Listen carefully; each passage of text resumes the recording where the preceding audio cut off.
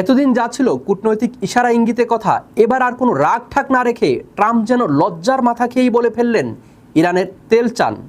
Donald ট্রাম্পের এই মন্তব্য যেন মুহূর্তেই বদলে দিয়েছে আলোচনার গতিপথ। ফিনান্সিয়াল টাইমসকে দেওয়া সাক্ষাৎকারে তিনি সরাসরি বলেন, ইরানের তেল শিল্প নিয়ন্ত্রণে নেওয়াই তার প্রধান লক্ষ্য। এতদিন যা ছিল কূটনৈতিক ইশারা ইঙ্গিতে কথা, এবার আর কোনো রাগ ঢাক না রেখে ট্রাম্প যেন লজ্জার মাথা খেয়ে বলে ফেললেন ইরানের তেল চান তিনি। ডোনাল্ড ট্রাম্পের এই মন্তব্য যেন মুহূর্তেই বদলে দিয়েছে আলোচনার গতিপথ। ফিনান্সিয়াল টাইমসকে দেওয়া সাক্ষাৎকারে তিনি সরাসরি বলেন, ইরানের তেল শিল্প নিয়ন্ত্রণে নেওয়াই তার প্রধান লক্ষ্য। সেখানে ভেনেজুয়েলার পরিস্থিতিকে উদাহরণ হিসেবে দেখিয়ে তিনি বলেন, সেখানেও ক্ষমতার পালাবদলের পর তেল খাতের নিয়ন্ত্রণ নেওয়ার চেষ্টা হয়েছিল।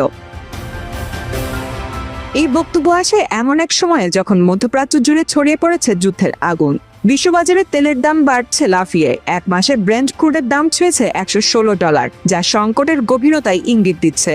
এমন পরিস্থিতিতে নজর ঘুরে যায় ইরানের তেল রপ্তানির প্রধান কেন্দ্র খার্ক দ্বীপের দিকে। বিশ্লেষকদের মতে এই দ্বীপ দখল মানেই ইরানের অর্থনীতির শিরায় আঘাত। তবে ঝুঁকিও কম নয়, কারণ এটি সরাসরি সামরিক সংঘর্ষকে আরও বিস্তৃত করতে পারে। ইতোমধ্যে যুক্তরাষ্ট্র সেখানে হাজার হাজার সেনা, মেরিন ইউনিট, এমনকি 82তম এয়ারবোর্ন ডিভিশনের সৈন্যদেরও মোতায়েনের নির্দেশ দিয়েছে।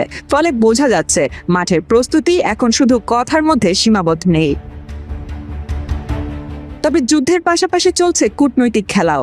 ট্রাম্প জানিয়েছেন, পাকিস্তানের মধ্যস্থতায় তারা আলোচনার দিকে এগোচ্ছে ইরানের সঙ্গে। একই সঙ্গে বেঁধে দিয়েছেন সময়সীমা। 6 এপ্রিলের মধ্যে চুক্তি না হলে জ্বালানি খাতে আবারও হামলা হতে পারে।